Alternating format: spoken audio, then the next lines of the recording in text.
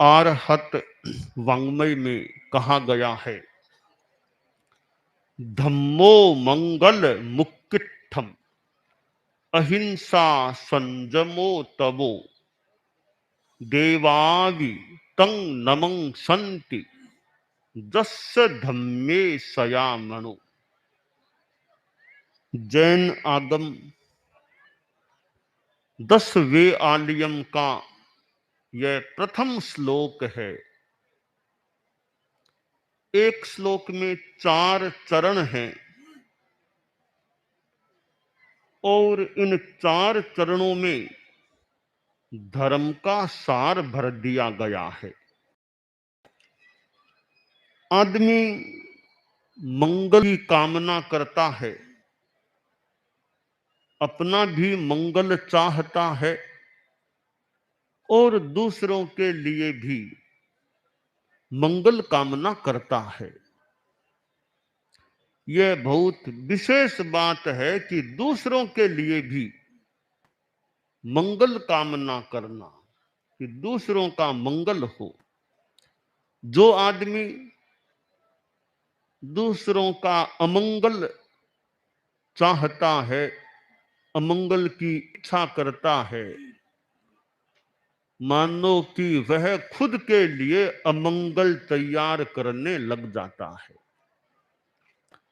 तो मंगल की कामना होती है और मंगल के लिए आदमी प्रयास भी करता है। मुहूर्त देखा जाता है कि विशेष कार्य करना है तो अच्छे मुहूर्त में कार्य का प्रारंभ करें। और भी कुछ पदार्थों का मंगल के संदर्भ में किया जा सकता है, किया जाता है, परंतु पदार्थ जो मंगल के संदर्भ में काम में लिए जाएं, समय भी अच्छा देखा जाए, इनका कुछ अपना महत्व मूल्य हो सकता है, परंतु ये बड़े मंगल नहीं हैं, उत्कृष्ट मंगल नहीं, ऐसा लगता है। उत्कृष्ट धर्म है, जहां धर्म है वहां मंगल है। तो प्रश्न होता है कि कौन सा धर्म मंगल है? जैन धर्म मंगल है या बौद्ध धर्म मंगल है, सनातन धर्म, ईसाई धर्म, सिख धर्म, इस्लाम धर्म, आखिर कौन सा धर्म मंगल है? शास्त्रकार ने किसी धर्म संप्रदाय का नाम नहीं लिया, न जैन का लिया, न बौद्ध का लिया, न और किसी का लिया। शास्त्रकार ने बताया धर्म कौन सा मंगल, अहिंसा संजमो तवो, अहिंसा धर्म है और वह मंगल है। संयम धर्म है और वह मंगल है। तप धर्म है और वह मंगल है। कि धर्म क्या है? 10वें आलियम के प्रथम श्लोक के एक ही चरण में धर्म क्या है? अहिंसा संजमो तवो। बस ये धर्म का सार आ गया कि अहिंसा धर्म है। चाहे जैन पालो, अजैन पालो, कोई भी पालो, अहिंसा जो भी पालेगा उसका मंगल है। संयम जो भी रखेगा उसका मंगल है और तप जो भी करेगा उसका मंगल है।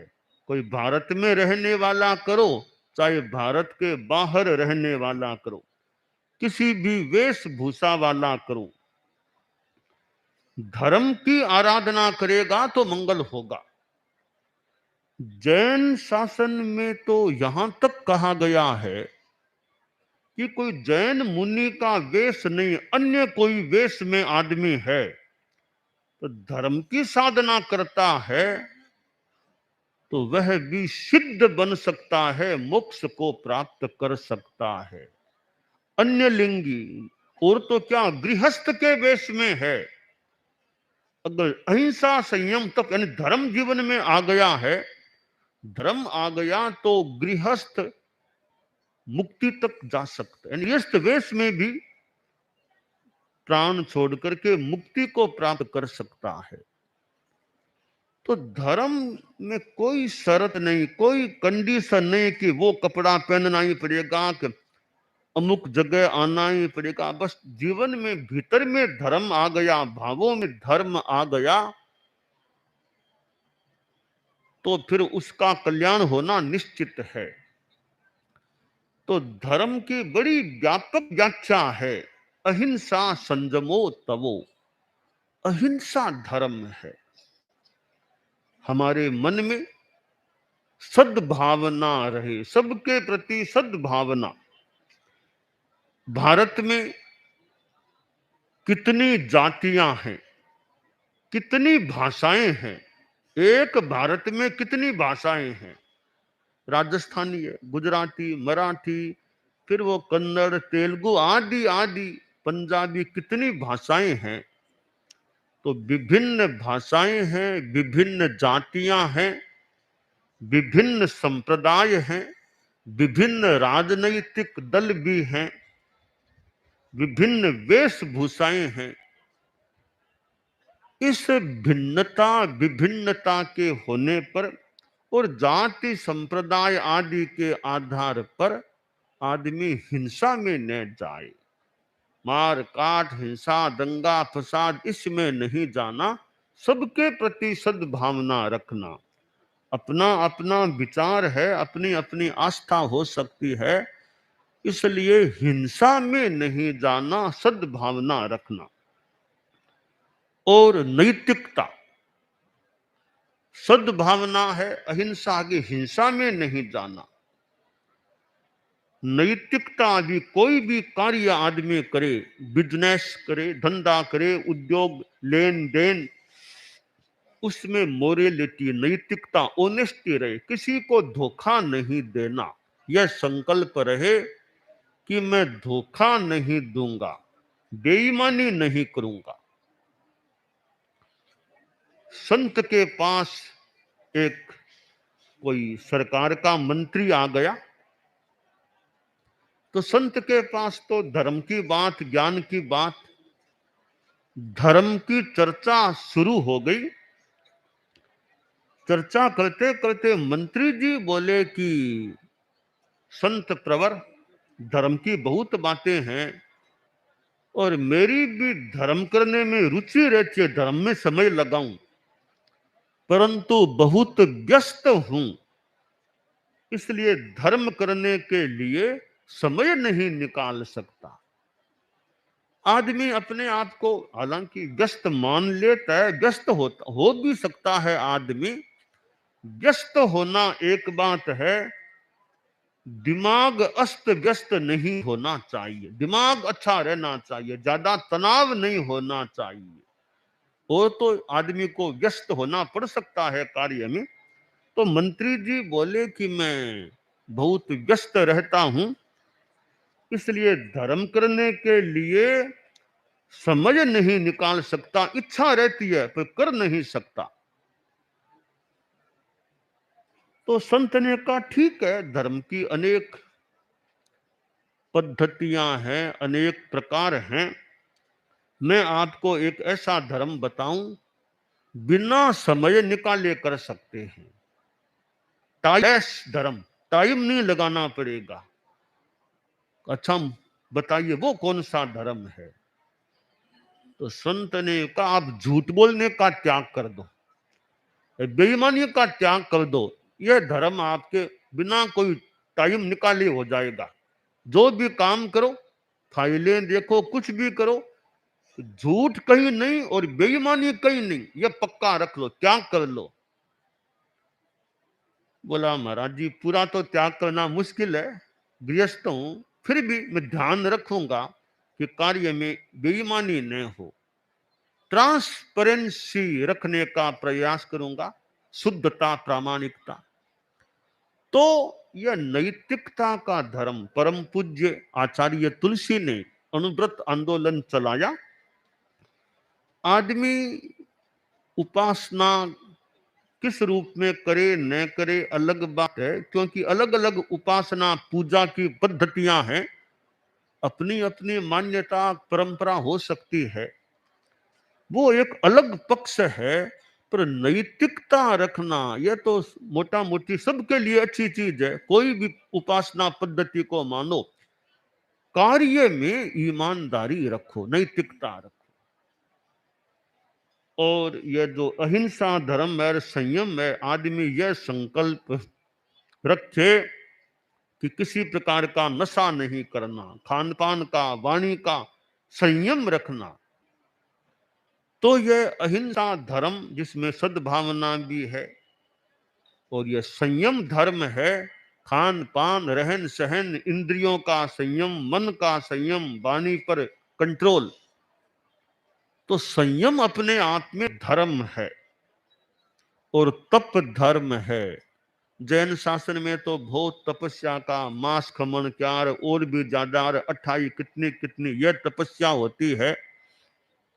यह तपस्या सबसे न भी हो सके, तपस्या के और भी प्रकार हैं। स्वाध्याय करना भी तपस्या है, ध्यान करो, पूजनियों का विनय करो, साधु संतों की भक्ति करो, विनय रखो, और अपना फिर जितना नवकारसी आदि जितना हो सके वो भी किया जा सकता है। तो अहिंसा, संयम और तप, यह धर्म जिसके जीवन में है तो मंगल हमारे साथ है।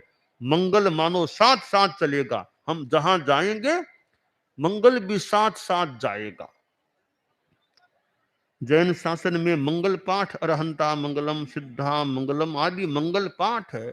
लोगों में आस्था भी है मंगल पाठ के प्रति कि कहीं जाएं, कोई विशेष काम करें तो संतों चारित्रात्माओं के मुख से मंगल पाठ सुन ले। बहुत अच्छा भी है कि श्रावक समाज में मंगल पाठ के प्रति आस्था है और चारित्रात्माओं के मुख से, गुरु के मुख से मंगल पाठ सुनना चाहते हैं। मंगल पाठ सुने, साथ में अच्छी बात है वो तो, साथ में आचरण, अहिंसा, संयम वो भी साथ में रहे, ईमानदारी भी रहे।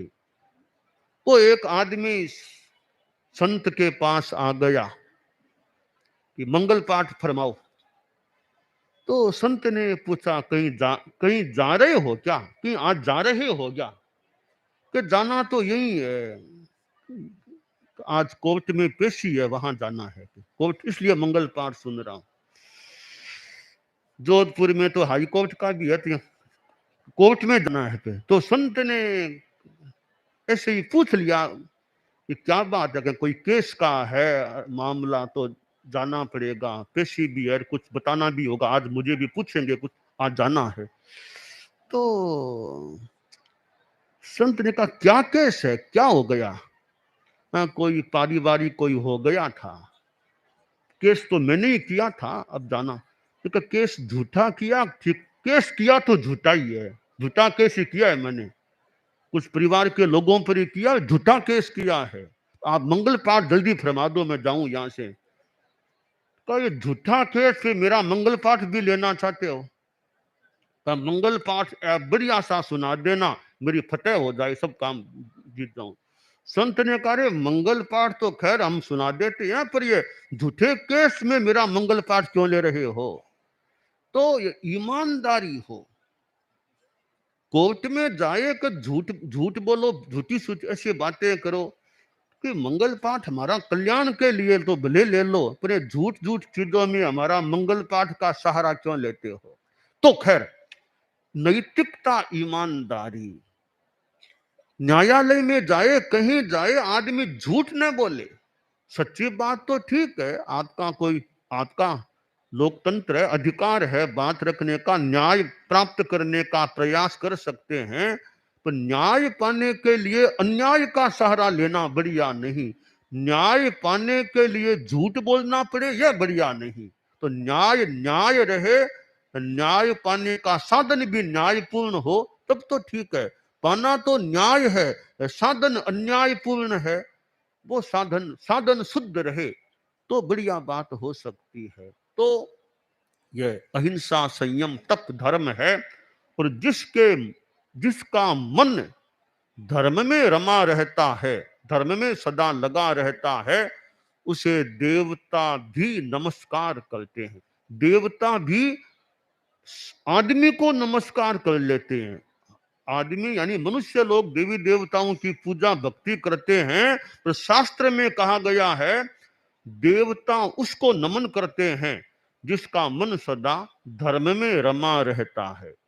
तो आज हम यहाँ जोधपुर में आए हैं, और जोधपुर जो हमारे धर्म संघ तेरा पंथ जैन श्वेतांबर के नामकरण के साथ जुड़ा हुआ है, नामकरण के साथ यह जोधपुर जुड़ा हुआ है, जहां आप रो गिलो करे साध साध रो गिलो करे ते आप रो मंत सुन जो रे सहरला लोगा ए तेरा पंथी तंत।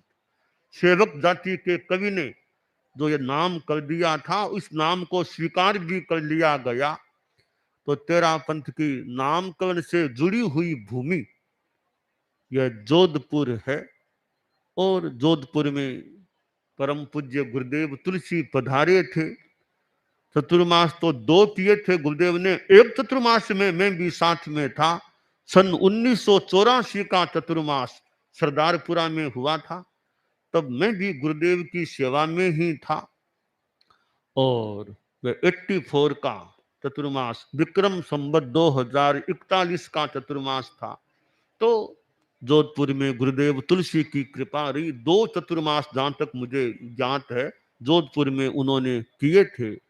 तो जोधपुर में आज हमारा यहाँ आना हुआ है, और यहाँ की जनता, अच्छा शहर है जोधपुर, जनता में खूब बौद्धिकता शिक्षा का अपना महत्व है, बहुत महत्व है।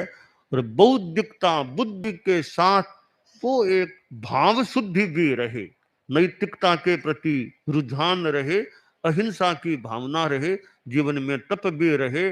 तो बौद्धिकता है, ज्ञान है, साथ में यह धर्म, अच्छे संस्कार साथ में जुड़े रहें, तो आदमी का जीवन, यह जीवन भी अच्छा रह सकता है, और आगे का जीवन भी अच्छा हो सकता है। परम पूज्य आचार्य महाप्रज्ञ जी उस चतुर्मास में तो साथ में थे ही, गुरुदेव तुलसी के बाद में भी जोधपुर में आचार्य श्री महाप्रज्ञ जी पधारे थे। पचपदरा मर्यादा महोत्सव से पूर्व, गुजरात उधर की यात्रा से पूर्व, यहाँ जोधपुर में आचार्य श्री महाप्रज्ञ जी भी पधारे थे, वो अहिंसा यात्रा, तब भी हम लोग गुरुदेव के मार्ग जी के भी साथ में थे। तो यूं जोधपुर में आचार्य प्रवरों का आगमन होता रहा है। और परम पूज्य डालगणी तो यहाँ जोधपुर के आसपास वो चापासणी गांव का प्रसंग, जहाँ उनका आचार्य निर्णीत होने की उनको मतलब सूचना देने वाले जोध, वो भी श्रावक जोधपुर के, तो जोधपुर के प्रसंग से आचार्य श्री डालगणी को आचार्य बना दिया गया था लाडनों में, उसकी सूचना देने वाले चापासनी गांव में पास में ही है जोधपुर के भंडारी जी का प्रसंग है। तो यूं जोधपुर हमारे धर्म संघ के अनेक प्रसंगों से जुड़ा हुआ क्षेत्र है, और हमारा भी आज यहाँ पुनः आना हुआ है। तो जोधपुर की जनता में खूब यह नैतिकता, अहिंसा, नशा मुक्ति, धर्म की भावना अच्छी बनी रहे, और खूब बड़ा अच्छा शहर है। शहर का अच्छा होना, इसमें अनेक आयाम हो सकते हैं। एक महत्वपूर्ण आयाम यह है, जिस शहर में ईमानदारी अच्छी हो, अहिंसा का माहौल हो, संयम की चेतना हो, वो शहर भी अच्छा होने का एक आयाम यह है। और तो ठीक है, भौतिकता की भी व्यवस्था हो सकती है, कितनी अच्छी बिल्डिंग है, कितनी बढ़िया सड़कें, आदि आदि। इनके अलावा जहां का बाजार ईमानदार हो, जहां की जनता में सद्भावना हो, संयम की चेतना, वो शहर बढ़िया हो सकता है। तो जोधपुर की जनता के प्रति हमारी मंगल कामना है, खूब अच्छा रहे, शांति रहे, संयम रहे, अहिंसा नैतिकता का प्रभाव रहे।